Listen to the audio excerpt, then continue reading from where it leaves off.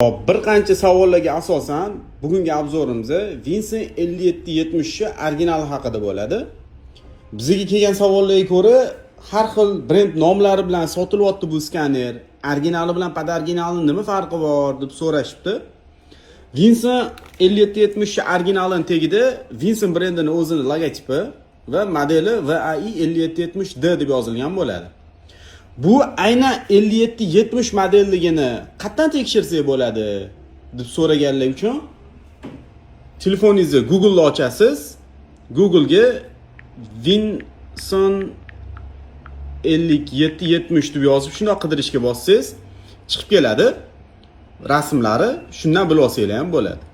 Mana Vincentning veb-saytini o'zida yozilgan. Xo'p, originalining ichidan simi chiqadi. Upakovkada kitobchasi chiqadi.